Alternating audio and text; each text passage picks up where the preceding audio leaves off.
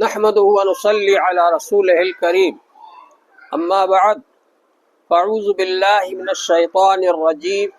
بسم الله الرحمن الرحيم قال الله تبارك وتعالى في القرآن المجيد والفرقان الحميد يا أيها الذين آمنوا قوا أنفسكم وأهليكم نارا وقودها الناس والحجارة۔ محترم حضرات، دور حاضر کے اندر ہم دیکھ رہے ہیں کہ چاروں طرف سے دین اسلام پر حملے کیے جا رہے ہیں اور انسانوں کے عقائد خراب کرنے کی کوشش کی جا رہی ہے، انسانوں کے اعمال خراب کرنے کی کوشش کی جا رہی ہے، اور یہ کوشش کی جا رہی ہے کہ انسان سیدھے راستے سے بھٹک جائیں اور گمراہ ہو جائیں۔ دور حاضر کے اندر لوگوں کو اللہ سے دور کیا جا رہا ہے، رسول پاک صلی اللہ علیہ وآلہ وسلم سے دور کیا جا رہا ہے، قرآن پاک سے دور کیا جا رہا ہے، علماء کرام سے دور کیا جا رہا ہے، اس لیے تاکہ لوگوں کو گمراہ کرنا آسان ہو جائے اور ان کو جس راستے پر چاہیں بھٹکا کر لے جائیں۔ اللہ جل شانہ نے ہماری ہدایت کے لیے قرآن پاک کو نازل فرمایا، اور ہدایت اتنی ضروری ہے جس طرح سے کھانا اور پینا ضروری ہے، جس طرح سے سانس لینا ضروری ہے انسان کے زندہ رہنے کے لیے، اسی طرح سے انسان کی روحانی زندگی کے لیے کیا ضروری ہے؟ ہدایت۔ ہدایت حاصل ہوگی تو انسان روحانی اعتبار سے زندہ ہے۔ جس طرح کھانے پینے کے چھوڑ دینے کی وجہ سے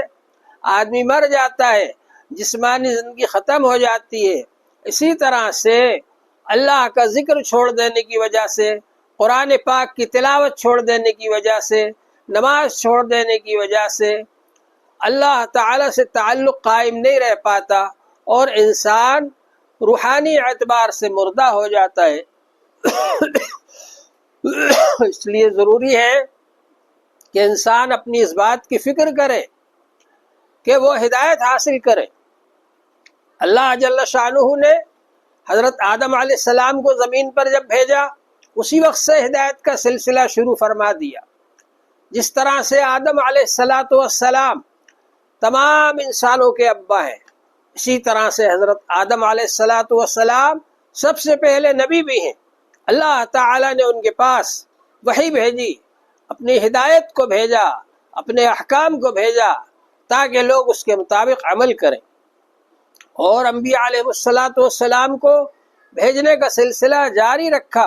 اور آخر میں ہمارے نبی اکرم حضرت محمد صلی اللہ علیہ وآلہ وسلم قرآن پاک جیسا ہدایت نامہ لے کر تشریف لائے، جس کے بارے میں اللہ جل شانہ نے ارشاد فرمایا ھدی للناس، یہ تمام انسانوں کے لیے ہدایت ہے،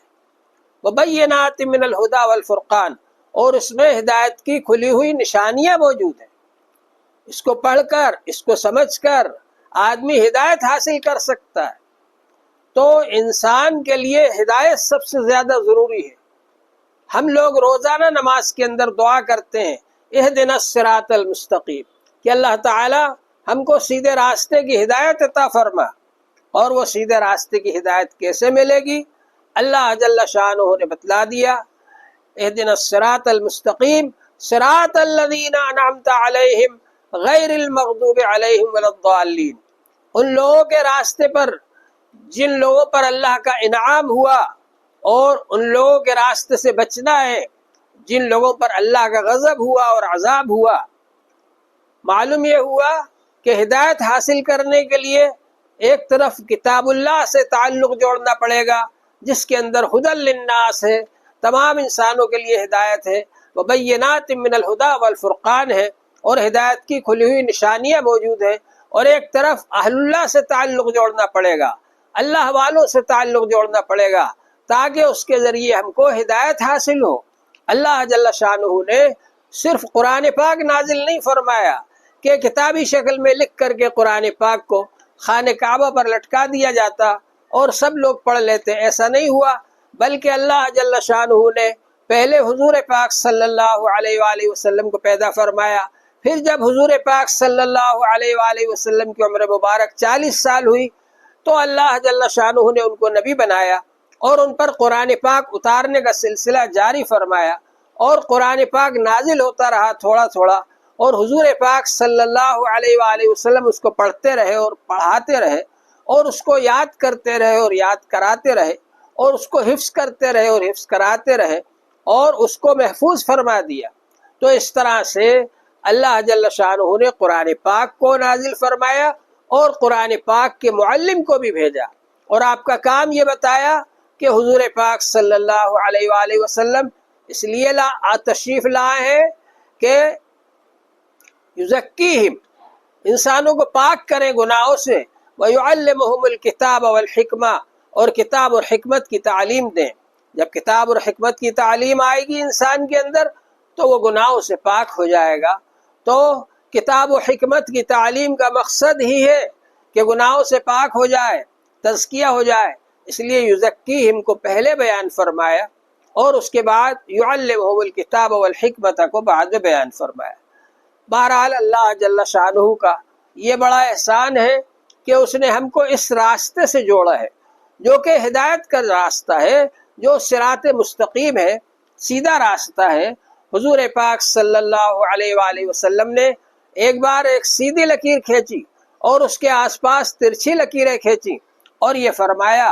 ان ھذا صراطی مستقیما فاتبعوہ ولا تتبعوا السبل فتفرق بکم، یہ ہے سیدھا راستہ، اس راستے پر چلنا، ورنہ دوسرے راستوں پر چلو گے تو شیطان تم کو متفرق کر دے گا۔ آپ نے ارشاد فرمایا کہ یہ جو دوسرے چھوٹے راستے ہیں،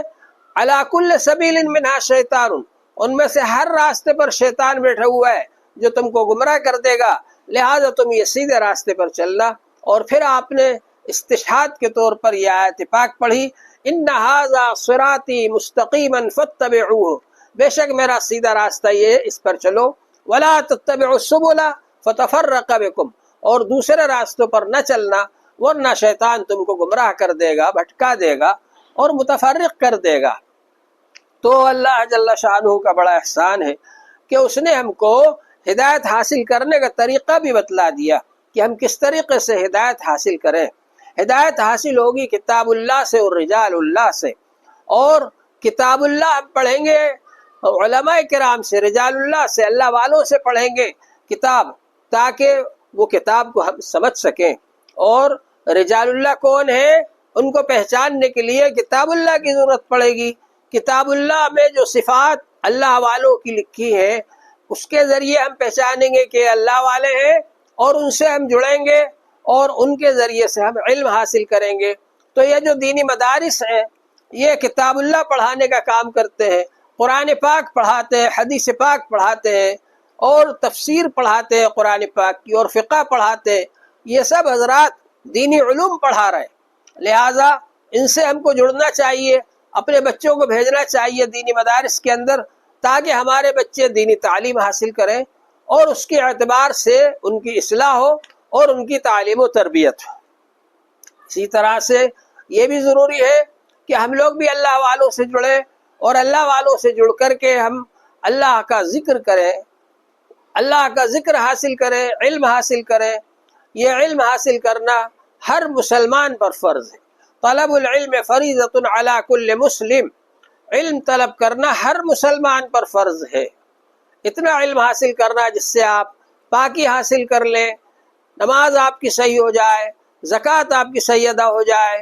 اور روزہ صحیح طریقے پر ہو جائے، اور حج صحیح طریقے پر ادا ہو جائے۔ اتنا علم حاصل کرنا ہر مسلمان پر فرض ہے، اور اپنے بچوں کو حافظ بنانا، عالم بنانا، قاری بنانا یہ بھی فرض کفایہ ہے۔ جو مدارس یہ کام کر رہے ہیں وہ ہم سب کی طرف سے ایک فریضے کو ادا کر رہے ہیں۔ اسی طرح سے مشائخ کے پاس ہم کو جانا چاہیے اور بیعت ہونا چاہیے اور اپنی اصلاح کی فکر کرنا چاہیے، تاکہ ہمارے دل کے اندر اگر برائی ہے، اگر ریاکاری ہے، اگر گھمنڈ ہے، غرور ہے، تکبر ہے، حسد ہے، بغض ہے، کینہ ہے، وہ نکل جائے اور ہمارا دل پاک اور صاف ہو جائے۔ اس کے لیے اللہ کا ذکر کرنا ضروری ہوتا ہے، اور اس کے لیے اللہ والوں سے تعلق جوڑنا ضروری ہوتا ہے، وہ اللہ والے جن کا تعلق اللہ تعالیٰ سے جڑا ہوا ہے، اور جب ہم ان کے پاس جائیں گے اور ان کے پاس بیٹھیں گے اور ان سے استفادہ کریں گے تو اس کے نتیجے میں ہماری اصلاح ہوگی۔ تو اس کی ضرورت ہے کہ ہم اللہ والوں سے جڑیں، قرآن پاک سیکھیں، علماء کرام سے دین کا علم حاصل کریں، مسائل پوچھ کر دین کا علم حاصل کریں۔ فَاسْأَلُوا أَهْلَ الذِّكْرِ إِن كُنتُمْ لَا تَعْلَمُونَ، اگر تم نہیں جانتے تو یادداشت والے علماء سے مسائل پوچھ کر عمل کرو۔ تو معلوم یہ ہوا کہ مسائل پوچھ کر، علماء کرام سے مسائل پوچھ کر عمل کرنا یہ بھی ضروری ہے، اور یہ بھی ضروری ہے کہ آدمی مشائخ سے تعلق قائم کرے اور ان سے بیعت ہو کر کے اپنی اصلاح کروائے۔ اپنے دل میں جو وسوسے آ رہے ہیں یا نماز جو صحیح طور پر ادا نہیں ہو پا رہی ہے، خشوع خضوع حاصل نہیں ہو پا رہا ہے، یا اور جو اس طرح کے اپنے مسائل ہیں، تو ان کو ان کے سامنے ظاہر کرے اور ان سے ہدایت حاصل کرے اور رہبری حاصل کرے، یہ ضروری ہے انسان کے لیے۔ اسی طرح سے انسان کے لیے یہ بھی ضروری ہے کہ جو بھی کوئی اس کو گمراہ کرنے والا آئے تو وہ ان کی بات آ کر اپنے علماء کو بتائے، اپنے شیخ کو بتائے، تاکہ اس کی اصلاح ہو سکے۔ موجودہ زمانے کے اندر ہر کوئی شخص عالم بن کر کے آ جاتا ہے اور غلط سلط مسائل بتانے لگتا ہے، اور ہر کوئی شخص شیخ اور پیر بن کر کے آ جاتا ہے اور غلط سلط طریقے پر لوگوں کو لے جاتا ہے اور گمراہ کرتا ہے۔ ان سے بچنا ضروری ہے، کہیں ایسا نہ ہو کہ ان کے پیچھے لگنے کی وجہ سے آپ گمراہ ہو جائیں سیدھے راستے سے اور آپ غلط راستے پر چلے جائیں۔ اسی طرح سے جو لوگ غلط قسم کے عقائد پھیلاتے ہیں، جو خراب عقائد پھیلاتے ہیں اور جو امت میں گمراہی پیدا کر رہے ہیں، ان سے بچنا ضروری ہے۔ اللہ کو ایک مانو، اللہ کی عبادت کرو، اللہ کی قدرت کو پہچانو، اللہ کی رحمت کو پہچانو، اور حضور پاک صلی اللہ علیہ وآلہ وسلم کو آخری رسول مانو، خاتم النبیین مانو، رحمت للعالمین مانو، اور حضور پاک صلی اللہ علیہ وسلم سے عشق کرو اور ایک ایک کام حضور صلی اللہ علیہ وسلم کے طریقے کے مطابق کرو۔ جو سنت حضور پاک صلی اللہ علیہ وسلم کی ہے، جو طریقہ آپ کا ہے، اس کے مطابق کرو۔ فیشن پرستی سے بچو، گناہوں سے بچو، رسم و رواج سے بچو، اور حضور صلی اللہ علیہ وسلم نے جو طریقہ بتلایا ہے اس طریقے پر کام کرو۔ اسی طرح سے اپنے علماء کرام سے تعلق رکھو اور علماء کرام کی خدمت میں حاضر ہو، مسائل پوچھ کر کے عمل کرو۔ جو بھی کام کرنا ہو پہلے مسائل پوچھو، بعد میں اس کا عمل کرو۔ اسی طرح سے آپ اپنے شیخ سے تعلق رکھو، اور شیخ ایسا ہونا چاہیے جو اللہ سے جڑا ہوا ہو، تاکہ آپ کو بھی وہ اللہ تبارک و تعالی سے جوڑے۔ تو اس بات کا اہتمام کرو کہ صحیح شیخ تلاش کرو، اور صحیح شیخ تلاش کر کے اس سے جڑو اور اس سے رہبری حاصل کرو۔ اور اسی طرح سے ضروری ہے کہ آپ ان سب کاموں کو کرنے کے ساتھ ساتھ اس بات کی بھی فکر کریں کہ آپ کے گھر والے، آپ کے بیوی بچے اور آپ کے خاندان والے وہ بھی جہنم کی آگ سے بچ جائیں۔ ان کو بھی آپ دینی مدارس میں لے کر کے آؤ، ان کو بھی آپ مشائخ کے پاس لے کر کے آؤ، ان کو بھی آپ دین کے راستے پر لگاؤ، ان کو بھی آپ گناہوں سے بچنے کی ہدایت کرو۔ آپ اس بات کی کوشش کرو کہ آپ کے گھر کا ماحول اچھا بن جائے، آپ کے خاندان کا ماحول اچھا بن جائے، اور آپ کے محلے کا ماحول اچھا بن جائے۔ اس کے لیے آپ کو فکر کرنا پڑے گی، صرف یہ نہیں کہ میں اچھا بن جاؤں، بلکہ میں بھی اچھا بن جاؤں، میرے گھر کا ماحول بھی اچھا بن جائے اور میرے خاندان کا ماحول بھی اچھا بن جائے۔ اللہ جل شانہ نے یہ جو میں نے شروع میں آیت پاک پڑھی، اس میں اللہ تبارک و تعالی نے ارشاد فرمایا ہے، یا ایھا الذین آمنوا، اے ایمان والو، قوا انفسکم واہلیکم نارا، خود اپنے آپ کو بھی جہنم کی آگ سے بچاؤ اور اپنے بیوی بچوں کو بھی جہنم کی آگ سے بچاؤ، کیونکہ جہنم کا ایندھن انسان اور پتھر ہے۔ جہنم کے اندر انسانوں کو ڈالا جائے گا اور وہ جلیں گے اس کے اندر، اور پتھروں کو بھی ڈالا جائے گا جن پتھروں کی لوگ عبادت کرتے تھے، تاکہ ان کو سمجھ میں آ جائے کہ ہم جن کی عبادت کرتے تھے وہ بھی یہاں جل رہے ہیں، ہم نے غلط کیا کہ دنیا میں ان کی عبادت کی، ہم کو اللہ کی عبادت کرنا چاہیے تھی۔ تو اس وجہ سے ہماری یہ کوشش ہونا چاہیے ہم خود بھی جہنم سے بچیں اور دوسروں کو بھی جہنم سے بچائیں۔ ہمارے نبی پاک صلی اللہ علیہ وسلم نے فرمایا کہ میں اس لیے آیا ہوں تاکہ تم لوگ جہنم کی آگ سے بچاؤ۔ اور آپ نے فرمایا کہ میری مثال اس شخص کی سی ہے کہ ایک شمع جل رہی ہے اور اس پر پروانے آ کر گر رہے ہیں اور وہ ان کو پکڑ پکڑ کر ہٹا رہا ہے کہ جل جاؤ گے، لیکن وہ چھوٹ چھوٹ کر اسی پر گرے چلے جا رہا ہے۔ اسی طرح سے میں تم کو جہنم سے بچانا چاہتا ہوں اور غلط طریقوں سے اور غلط راستوں سے بچانا چاہتا ہوں، اور تم یہ چاہتے ہو کہ مجھ سے چھوٹ کر کے ادھر جہنم کی طرف ہی چلے جاؤ۔ تو اس بات کی ہم کو پرواہ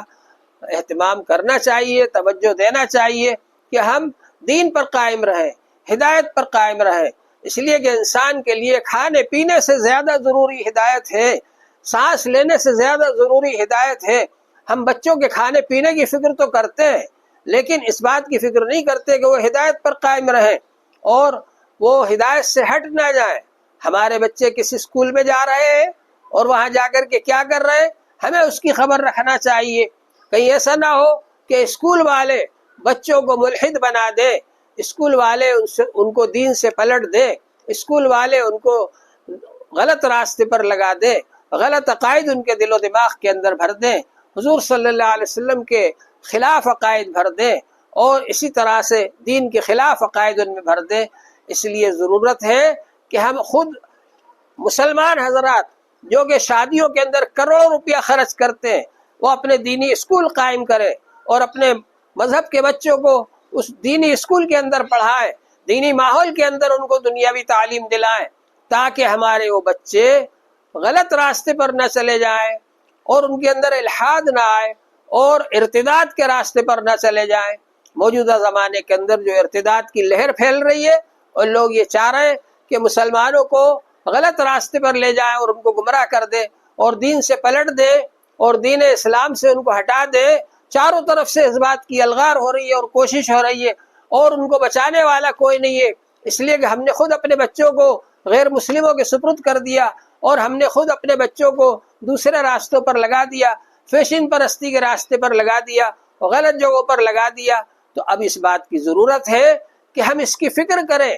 کہ ہم بھی اور ہمارے بچے بھی اور ہمارے خاندان والے بھی اور برادری والے بھی اور محلے والے بھی ان گناہوں کے کاموں سے بچیں اور اللہ والوں سے جڑیں اور دین سے جڑیں، پانچوں نمازوں کی پابندی کریں، جماعت کے ساتھ مسجد میں آ کر نماز پڑھنے کی کوشش کریں، مدارس سے جڑیں، علماء کرام کے پاس بیٹھیں اور ان سے علم حاصل کریں، مشائخ سے جڑیں اور ان سے تربیت حاصل کریں، تاکہ ہم لوگ صحیح راستے پر چلنے والے بن جائیں اور گناہوں سے بچنے والے بن جائیں۔ اللہ جل شانہ ہم سب کو اس کی توفیق عطا فرمائے۔ وآخر دعوانا ان الحمد للہ رب العالمین۔